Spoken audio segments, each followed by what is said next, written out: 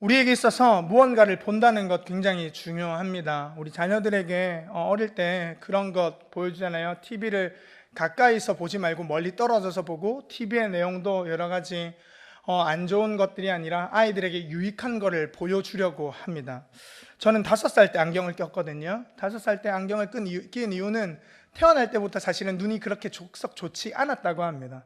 부모님이 이제 이후에 알긴 하셨는데, 태어나자마자 TV를 가까이에서 보는 걸 저를 보시고, 얘가 왜 자꾸 TV를 가까이에서 보나, 부모님이 자꾸 뒤로 보냈는데 저는 계속 앞에서 봤던 거죠. 왜냐하면 잘 안 보이니까요. 그래서 가까이에서 보다 보니까 눈은 더 나빠지고, 5살 될 무렵에 안경을 끼기 시작해서 여지껏 안경을 끼고 있습니다. 네, 안경을 껴서 뭔가를 분명하게 보고, 그리고 안경을 통하여서 내가 바라보는 그것이 내 생각과 내 삶으로 이어지게 됩니다. 우리는 마음을 뭔가 먹어서 내가 그 결단으로 삶을 이렇게 일구어 나간다고 생각하지만 사실은 그렇지 않습니다.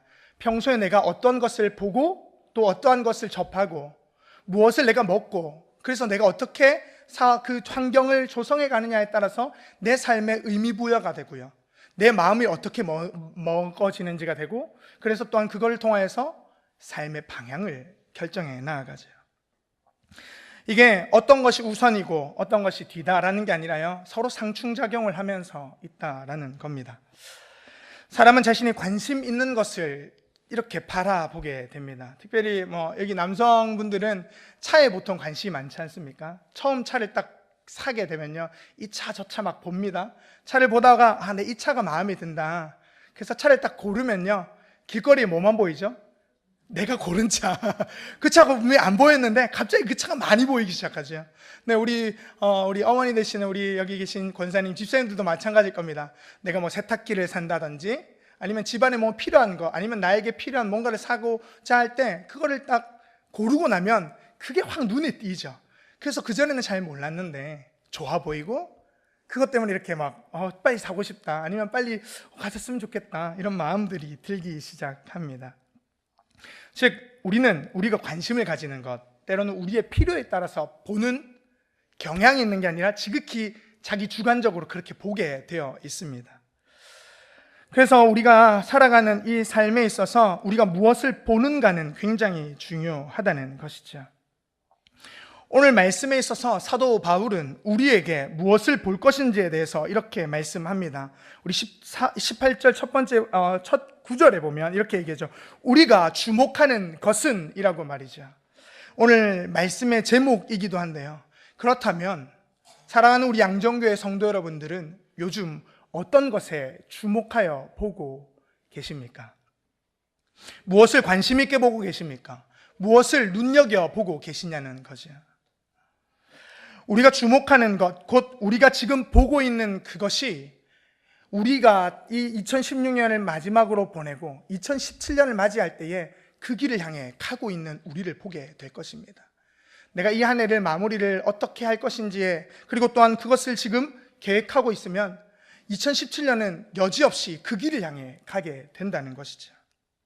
조금 전에 앞에 나와서 우리 멋진 찬송으로 또한 자신의 길을 어떻게 가겠노라고 이렇게 찬양을 올려줬던 우리 김규만 형제도 분명히 자신의 계획, 자기가 바라봤던 독일이라는, 그리고 성악으로 뭔가 이렇게 하나님께 영광을 돌리겠다라는 꿈이 있기 때문에 그 마음을 가지고 찬양으로 영광 돌리고, 또한 내년의 계획을 그렇게 세웠기 때문에 그 길로 갈 것입니다. 그렇다면 여기 계신 우리 양정교회 모든 성도님들은 무엇을 지금 주목하여 보고 계십니까? 어디에 관심을 두고 계십니까? 그것에 대해서 오늘 함께 나누고자 하는 것입니다. 사도 바울이 주목하고 있던 것, 또한 그가 하나님의 나라와 영광을 위하여서 바라보고 있는 것은 무엇인지, 동일한 의미에서 2016년을 살아가는 우리에게 있어서 우리가 주목하고 있는 것은 무엇이며 어느 것을 바라보고 살아갈 것인지 말이죠. 두 가지로 나누려고 하는데요, 첫 번째로는 하나님에게 우선 우리에게 낙심하지 말 것에 대해서 말씀하십니다. 우리 16절 말씀 함께 읽도록 하겠습니다.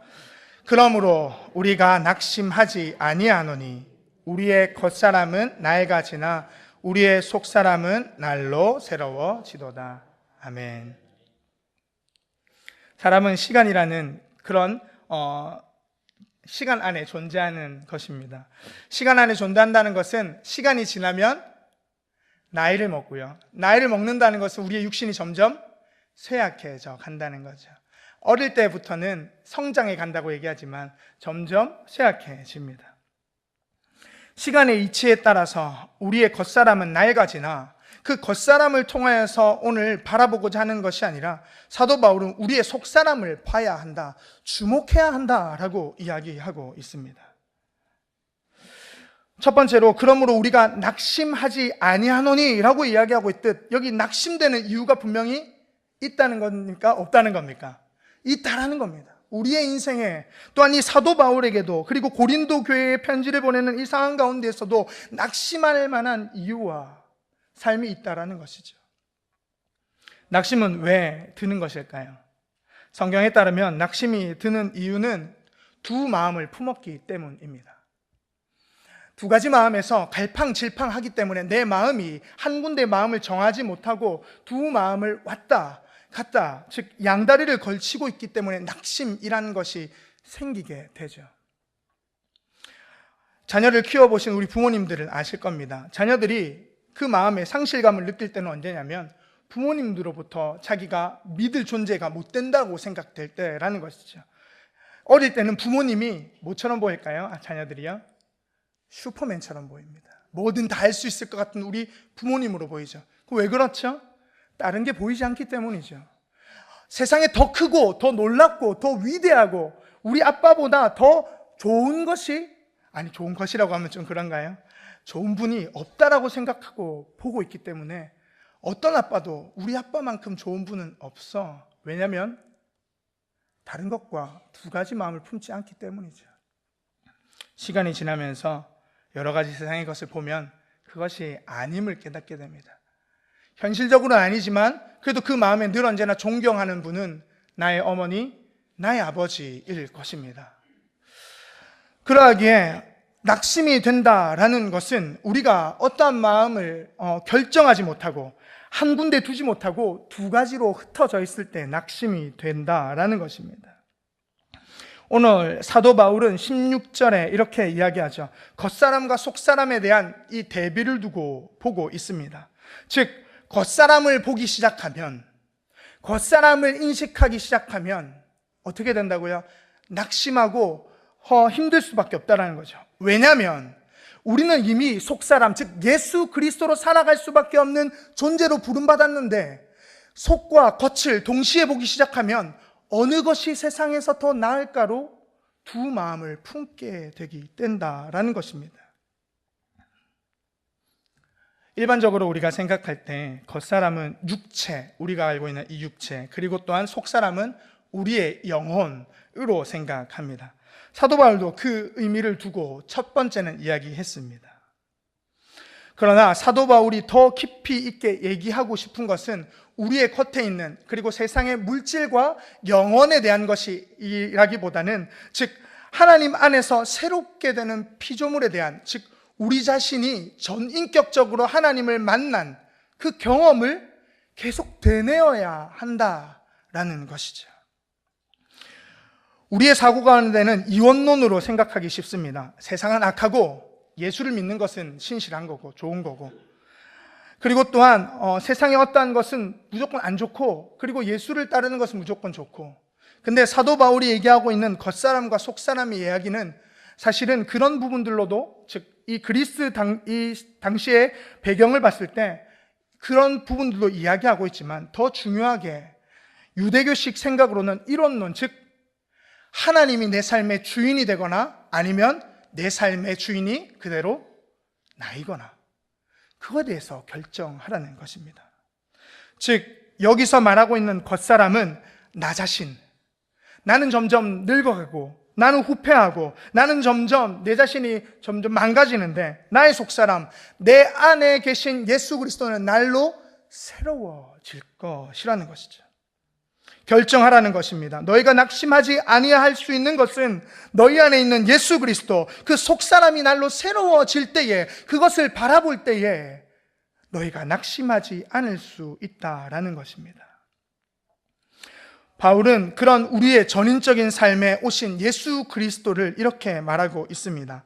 우리 그 위에 있는 4장 7절 말씀을 함께 읽도록 하겠습니다. 우리가 이 보배를 질그릇에 가졌으니 이는 심히 큰 능력은 하나님께 있고 우리에게 있지 아니함을 알게 하려 함이라. 아멘. 질그릇이요, 우리의 육체와 같은 삶이 질그릇이라는 겁니다. 질그릇 같은 우리에게는 아무 능력도 힘도 우리가 할 수 있는 일도 없다라는 걸 인정하라는 거죠. 더 이상 예수를 따르는 것이 내 삶의 의나 내가 가지고 있는 어떠한 힘으로가 아니라 내 안에 있는 예수가 빛날 수 있도록, 내 안에 있는 보배이신 예수 그리스도가 드러낼 수 있도록 하라는 겁니다. 우리는 신앙생활을 하면서도 가끔 헷갈릴 때가 있습니다. 신앙생활을 내가 하는 것인지 아니면 내 안에 있는 예수가 드러나는 것인지 말입니다. 교회 봉사를 오래 하다 보면 남들 앞에 눈에 띄는 내 자신을 바라볼 때에 내가 신앙생활을 하는 것인지 종교생활을 하는 것인지 헷갈릴 때가 있죠.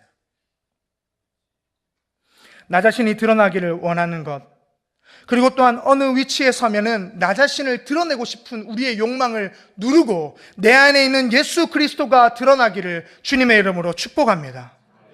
하나님은 우리에게 겉사람이 아니라 속사람, 즉 내 안에 있는 예수 그리스도가 우리의 삶을 통하여 드러나야 한다라고 이야기하고 있습니다.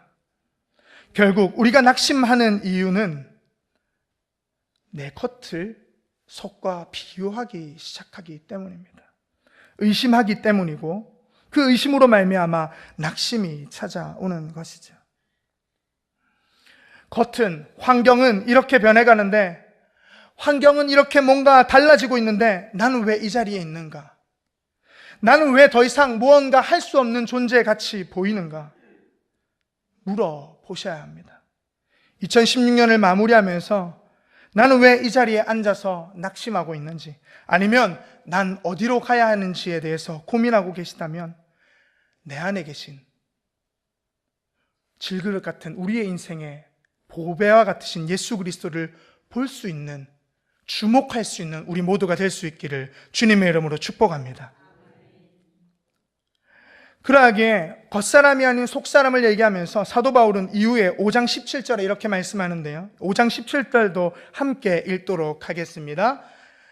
그런즉 누구든지 그리스도 안에 있으면 새로운 피조물이라, 이전 것은 지나갔으니 보라 새 것이 되었도다.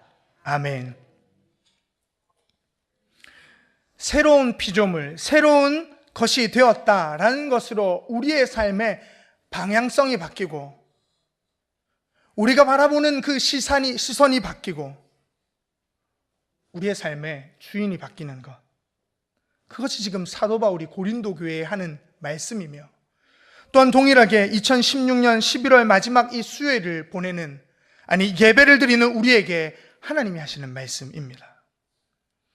여기서 새로운 피조물은 나라는 존재를 주목하던 삶에서 이제는 예수를 주목하겠다, 내 삶에 살아계신 그 주님으로 인하여서 내 삶이 만족하겠노라고 다시 한 번 더 결단하고 다짐하는 것이죠.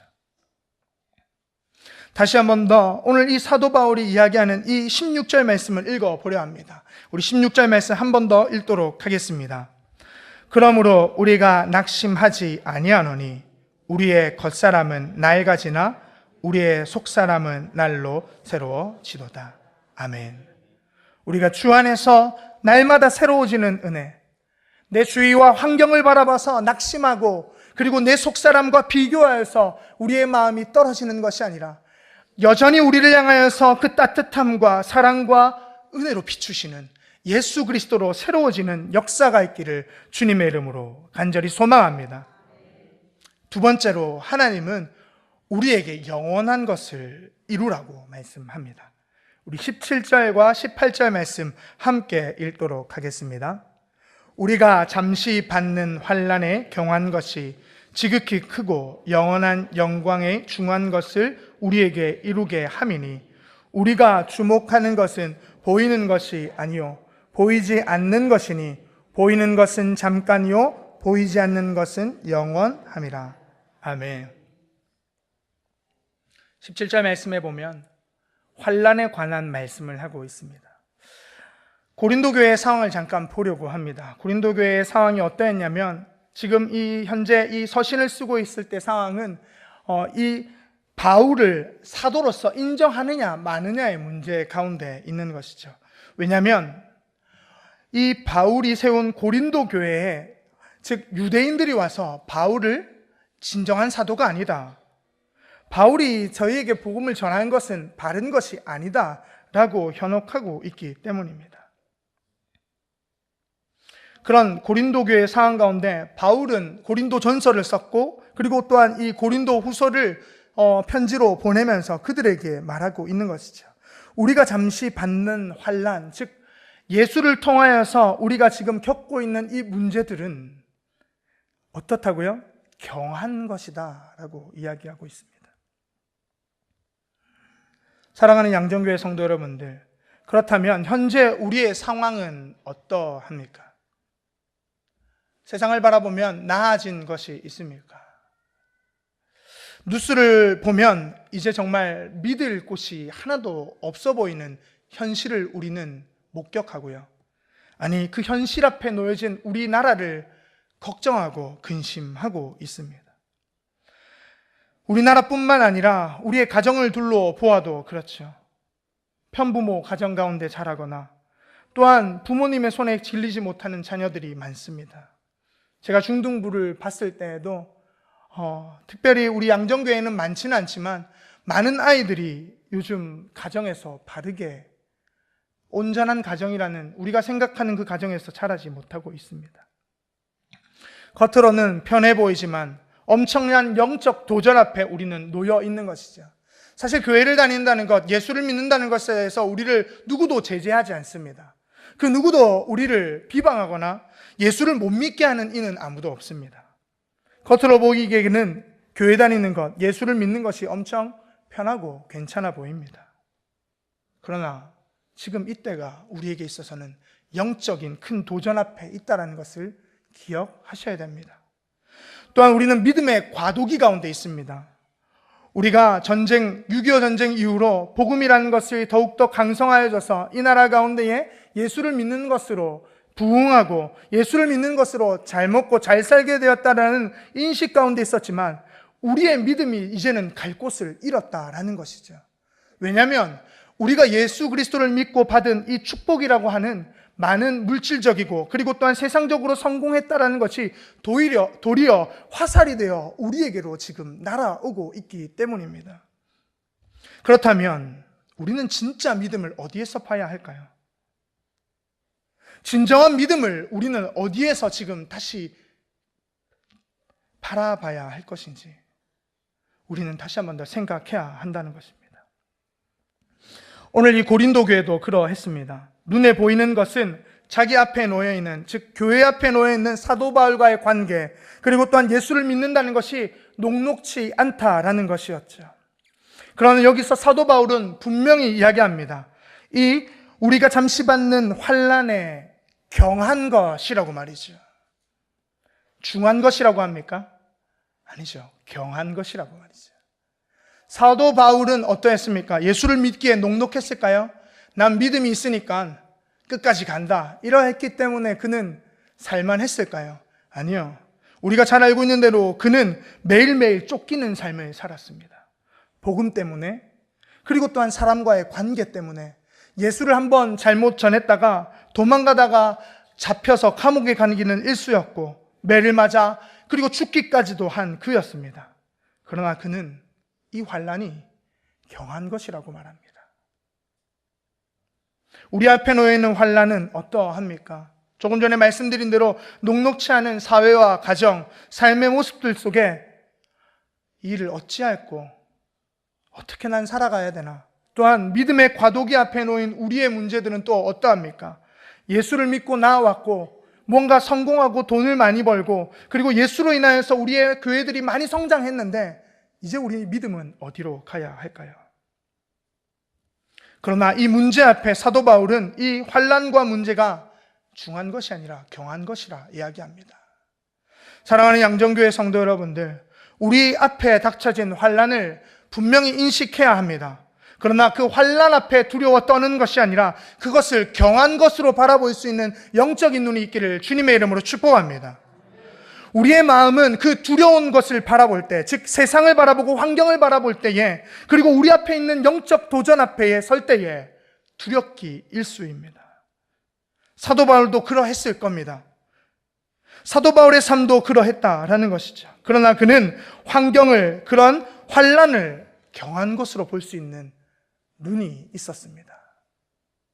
더 이상 환경을 주목하지 않고 자신에게 주어진 삶에 하나님께서 인도하실 것을 바라보았다는 것입니다.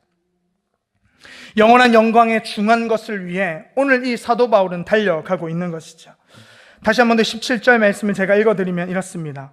우리가 잠시 받는 환난에 경한 것이 지극히 크고 영원한 영광에 중한 것을 우리에게 이루게 함이라. 아멘. 지금 받는 이것이 결국엔 어떻게 된다고요?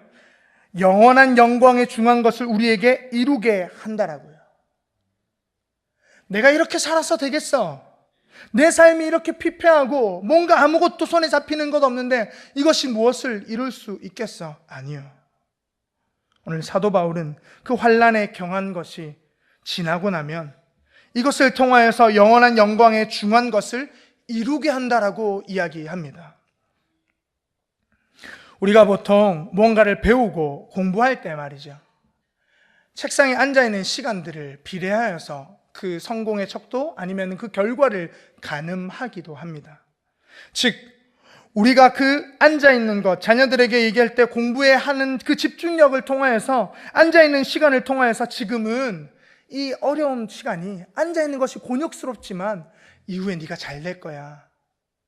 이 앉아있는 시간을 통하여서 네가 더 성공하고 더 값진 삶을 살아갈 거야 라고 이야기합니다. 그렇다면 우리도 동일하게 그렇게 바라봐야 하지 않을까요? 현재를 살아가는 우리에게 있어서 하나님은 요청하십니다. 환난과 고통 가운데 우리는 놓여있지만 그 고통이 경한 것으로 보이고 지극히 크고 영원한 영광을 바라보는 그것이 중하다는 것을 깨닫게 해 주시기를 주님의 이름으로 축복합니다. 우리가 잘 알고 있는 대로 창세기에 보면 요셉이 그러한 삶을 살았죠. 그는 형제들에게 인신매매로 노예로 팔려갑니다. 노예로 팔려가서 그곳에서 인정받죠. 잠시 인정받는 것 같은데 그 앞에 놓여진 상황은 녹록치 않았습니다. 보디발의 아내가 유혹했죠. 유혹한 뒤에는 어떻게 됐죠? 더 깊은 수렁 같은 감옥으로 나아갑니다. 요셉은 어떠한 마음이었을까요? 이 환난이 경한 것이다. 이거 조금만 지나면 난 총리가 될 것이야. 그렇게 생각했을까요? 아니요. 전혀 몰랐습니다. 그가 총리가 될지, 그리고 그 애굽 땅을 통치하게 될지 아무도 몰랐죠. 그러나 그는 자신의 삶에 주어진 그 환경과 문제들을 중한 것이 아니라 내 삶에 하나님이 인도하심을 좇아서 경한 것으로 볼 수 있는 눈이 있었습니다. 주목하여 봤던 것은 그 환경이 아니라 하나님이었다라는 것이죠. 그러하기에 보디발의 아내한테 이렇게 말합니다. 내가 어찌 하나님의 목전에서 악을 행할 수 있겠습니까? 라고 말이죠. 사단은 그에게 말했을 겁니다. 성공해야지. 잠깐 괜찮아. 라고 말이죠. 그 정도는 타협할 수 있잖아. 라고 말이죠. 아니 이것만 지나면 눈 딱 한 번만 감으면 너 여기서 편하게 먹고 살 수 있어.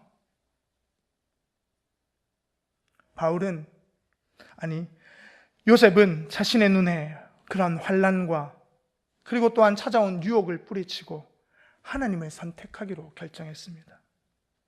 아니 하나님이 더 중하게 보였다라는 것이죠. 그러기에 사도 바울은 마지막으로 18절에 이렇게 말씀하고 있습니다. 우리 18절 말씀 함께 읽겠습니다. 우리가 주목하는 것은 보이는 것이 아니요 보이지 않는 것이니 보이는 것은 잠깐이요 보이지 않는 것은 영원함이라. 아멘. 서두에 말했듯이 무엇을 주목하고 계십니까? 보이는 것입니까? 보이지 않는 것입니까?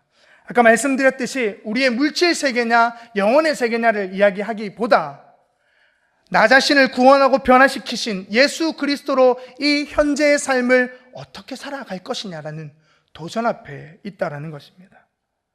우리가 보이는 것에 민감하지만 오히려 보이지 않는 것이 중하게 여겨집니다.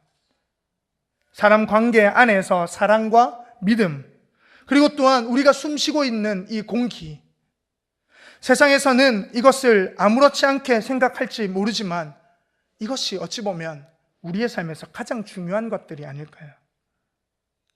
오늘 사도 바울은 고린도 교회를 향하여서 주목하라고 이야기합니다. 그 주목하는 것이 보이는 것은 분명히 아니다. 너희가 현재 바라보고 있는 그 현실은 분명히 아니다라는 것이죠.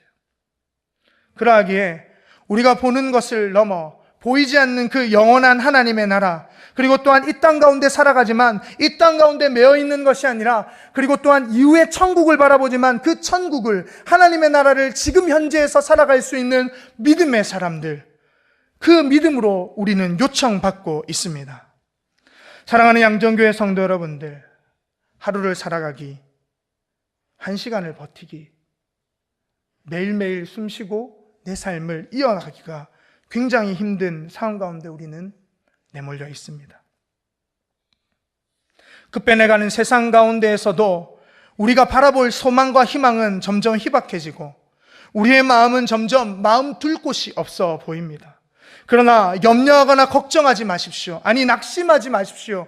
우리가 주목할 것은 세상 가운데서 승리하신 예수 그리스도인 줄 믿습니다.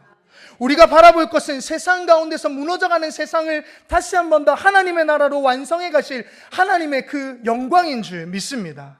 그러기에 바울은 시간의 개념을 넘어서 현재 우리가 살아가는 이 삶에 전인적으로 또한 통전적으로 말하기를, 변화되고 삶이 변화되고 우리의 속사람이 변하고 또한 영원한 영광을 바라보는 것, 우리에게 보이지 않는 그 보이지 않는 현실을 보는 것으로 예수 그리스도를 위한 삶으로 부르고 있다는 것을 우리에게 말하고 있습니다. 우리 모두가 그 영원한 나라, 또한 우리를 향하여서 이 현재의 삶에서 예수 그리스도를 바라봄으로 질그릇과 같은 나의 삶이, 그리고 또한 새롭게 피조물로 부르신 하나님 안에서 다시 한 번 더 살아가는 역사, 그 역사를 바라보는, 영원히 바라보는 우리 모두가 될 수 있기를 주님의 이름으로 축복합니다. 제가 처음에 그렇게 인사했죠. 하나님만 바라봅시다. 우리 한 번 더 인사할까요? 하나님만 바라봅시다. 마지막 하나 더 붙이려고 합니다. 제발, 네. 하나님만 바라봅시다. 2016년을 마무리하며 우리의 눈에 보이는 것이 없어도, 우리의 마음에 둘 것이 없어도 우리의 삶을 변화시키고 우리의 마음의 중심에 계신 예수 그리스도로 변화될 수 있기를 주님의 이름으로 간절히 축복합니다. 이 시간 같이 찬양하기를 원합니다.